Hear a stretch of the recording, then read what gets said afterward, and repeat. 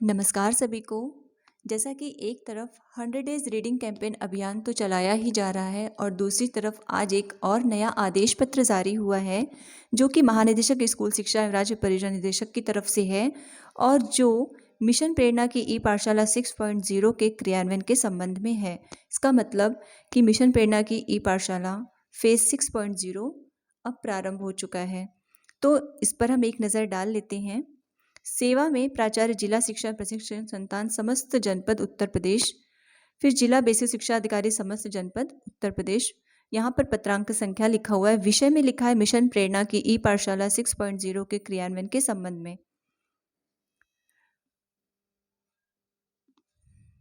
फिर आगे हम यहाँ से शुरू करते हैं पढ़ना। अवगत कराना है कि शिक्षा मंत्रालय भारत सरकार द्वारा वर्ष 2026-27 तक प्राथमिक कक्षाओं में सार्वभौमिक मूलभूत साक्षरता और संख्या ज्ञान प्राप्त करने तथा ग्रेड 3 तक सभी बच्चों में पढ़ने लिखने और संख्या ज्ञान में ग्रेड स्तर की अपेक्षित योग्यता प्राप्त करने के उद्देश्य से राष्ट्रीय मूलभूत साक्षरता और संख्या ज्ञान मिशन निपुण भारत का शुभारंभ किया गया है।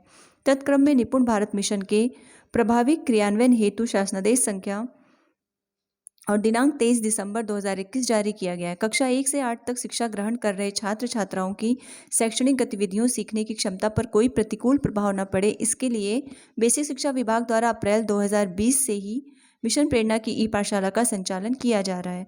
मिशन प्रेरणा की ई पाठशाला के अंतर्गत 5 चरणों में दूरदर्शन, आकाशवाणी, व्हाट्सएप के माध्यम से अभिभावकों बच्चों तक शैक्षणिक सामग्री पहुंचाई गई एवं शिक्षकों द्वारा मोहल्ला कक्षाओं का सफलतापूर्वक संचालन किया गया।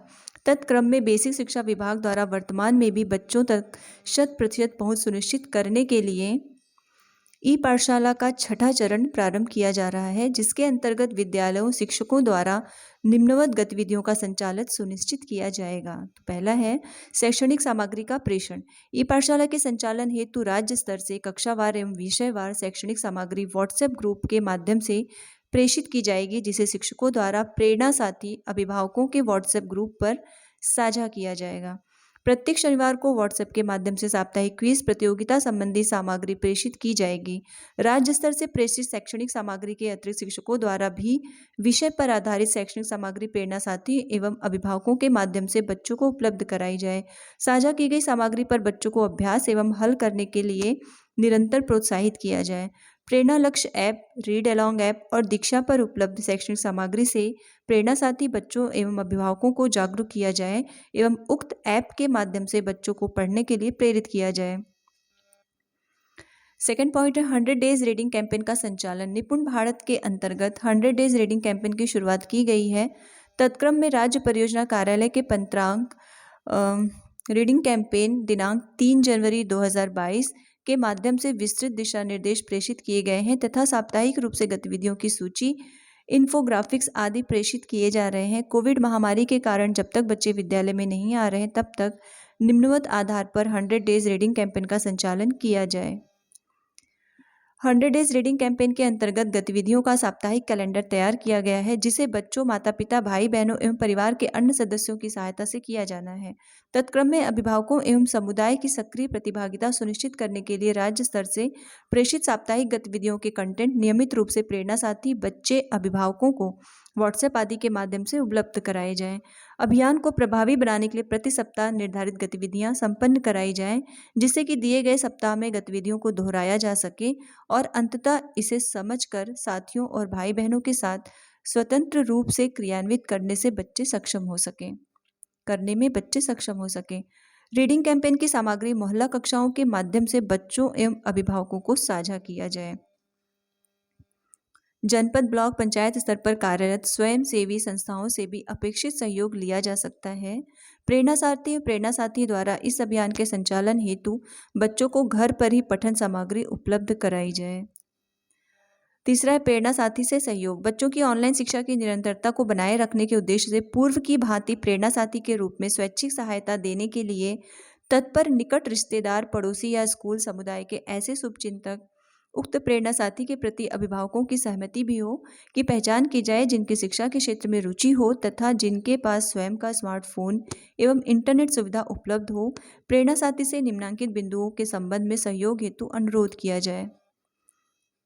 प्रेरणा साथी के स्मार्टफोन में प्रेरणा लक्ष्य ऐप, रीड अलॉन्ग ऐप, दीक्षा ऐप इंस्टॉल करने हेतु अनुरोध किया जाए। राज्य स्तर से प्रेषित साप्ताहिक शैक्षणिक सामग्री अपने आसपास मोहल्ले के बच्चों को व्हाट्सएप के माध्यम से साझा करने के लिए प्रेरित किया जाए।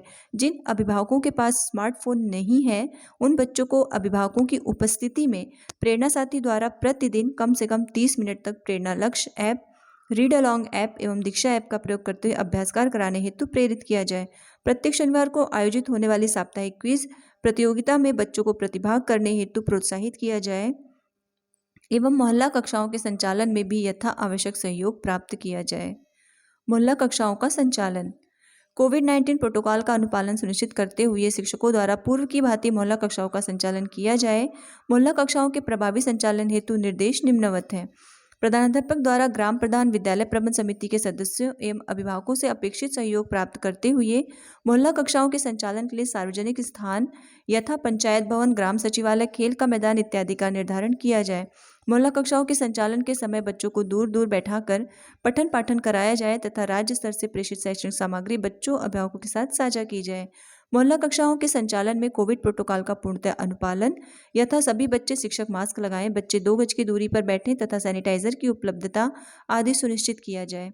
बच्चों को शिक्षण योजना के अनुसार गतिविधियां कराई जाएं तथा उनकी दिनचर्या से संबंधित क्रियाकलाप, विषय वस्तु पर आधारित कार्य, अभ्यासकार आदि कराए जाएं तथा इसका डॉक्यूमेंटेशन भी किया जाए। विद्यालय के सभी शिक्षकों द्वारा गांव में शिक्षण कार्य के पश्चात विद्यालय आकर प्रतिदिन के कार्यों, प्रक्रिया, समस्याओं पर चर्चा करके अगले दिन के लिए मोहल्ला कक्षाओं के संचालन के लिए कार्य योजना बनाई जाए। विभाग द्वारा उपलब्ध कराई गई ई लर्निंग सामग्री तथा वीडियो के साथ साथ बच्चों की पाठ्य पुस्तकों, कार्य पुस्तिकाओं एवं लाइब्रेरी बुक्स को शिक्षण कार्य में सम्मिलित किया जाए। जिन अभिभावकों द्वारा बच्चों को मोहल्ला कक्षाओं में नहीं भेजा जा रहा है अथवा उन्हें अनियमित रूप से भेजा जा रहा है, ऐसे परिवारों को चिन्हित किया जाए तथा होम विजिट्स के माध्यम से उनकी काउंसलिंग करते हुए मोहल्ला कक्षाओं में बच्चों की प्रतिभागिता सुनिश्चित कराई जाए। 5वां, ई पाठशाला के संचालन हेतु अन्य निर्देश। विद्यालय द्वारा कक्षावार सभी बच्चों के अभिभावकों का एक व्हाट्सएप ग्रुप बनाया जाए। शिक्षकों द्वारा राज्य स्तर से भेजी गई शैक्षणिक सामग्री को उक्त व्हाट्सएप ग्रुप में साझा किया जाए तथा शिक्षकों द्वारा भी अपनी तरफ से प्राथमिकता के आधार पर विषयगत शैक्षणिक सामग्री प्रेषित की जाए तथा बच्चों को हल करने व अभ्यास करने के लिए प्रोत्साहित किया जाए। ऐसे बच्चे जिनके अभिभावक व्हाट्सएप ग्रुप से नहीं जुड़े हैं, उन बच्चों के परिवार में जो भी पढ़े लिखे सदस्य हों, उनको सप्ताह में 1 दिन विद्यालय में आमंत्रित कर पूरे सप्ताह की कार्ययोजना से अवगत कराया जाए एवं उनके द्वारा बच्चों को घर पर पढ़ने, सीखने, समझने में उनकी मदद करने हेतु अनुरोध किया जाए। कोविड प्रोटोकॉल सोशल डिस्टेंसिंग का पालन करते हुए विद्यालय में एक समय में 10 अभिभावकों से अधिक को न बुलाया जाए।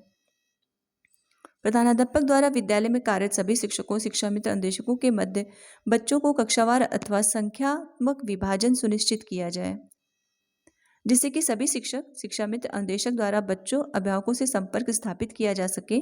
अभिभावकों से संपर्क के दौरान बच्चों की पढ़ाई की समीक्षा, अध्ययन संबंधित समस्याओं का निराकरण एवं बच्चों को विषय से संबंधित पाठों के बारे में जानकारी प्रदान की जाए। ई पाठशाला के संचालन के माध्यम से सुनिश्चित किया जाए कि बच्चे पूर्व में पढ़ाए गए पाठों, कराई गई गतिविधियों का स्मरण रखें और वर्तमान में सीखने की प्रक्रिया से जुड़े रहें। इसलिए आवश्यक है कि सिखाए गए सभी विषयों पर उनका नियमित मूल्यांकन हो। शिक्षकों एवं अभिभावकों के मध्य निरंतर संपर्क बना रहे। बच्चों द्वारा किए गए अभ्यास कार्यों को व्हाट्सएप अभिभावकों के माध्यम से चेक किया जाए तथा गृह कार्य का मूल्यांकन कर अभिभावकों से सीखने की प्रगति को साझा किया जाए। प्रेरणा पोर्टल पर भाषा और गणित के कार्यपत्रक भी अपलोड किए गए हैं।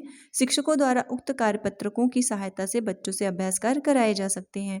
कोविड-19 महामारी की स्थिति में शिक्षा मंत्रालय भारत सरकार द्वारा बच्चों के बीच निरंतर सीखने को सक्षम करने के लिए आत्मनिर्भर भारत के तहत 1 सितंबर 2020 को पीएम ई विद्या पहल शुरू की गई है, जिसके अंतर्गत कक्षा 1 से 12 तक के लिए 6000 से अधिक पाठ्यक्रम आधारित वीडियो कार्यक्रम प्रसारित किए जा रहे हैं। तत्संबंधी जानकारी के लिए संलग्न पत्र का अवलोकन कर सर्व संबंधित को जागरूक किया जाए। फिर द सपोर्टिव सुपरविजन के कुछ पॉइंट्स हैं। फिर क्रियान्वयन एवं अनुसरण का पॉइंट है। खंड शिक्षा अधिकारी द्वारा क्या कार्य है उसको दिया गया है। तो लगभग सभी चीज़ें ई पाठशाला फेज़ 5 की तरह ही हैं, कुछ चीज़ें इसमें नहीं हैं। तो अब हमें ई पाठशाला 6.0 भी प्रारंभ करना है, मोहल्ला कक्षाओं का संचालन करना है पूर्व की तरह। इसका लिंक मैं अपने डिस्क्रिप्शन बॉक्स में दे दूंगी, वहाँ से आप इसे डाउनलोड करके पढ़ सकते हैं। तो बस आज की वीडियो में इतना ही, मिलते हैं अगले वीडियो में, तब तक के लिए नमस्कार।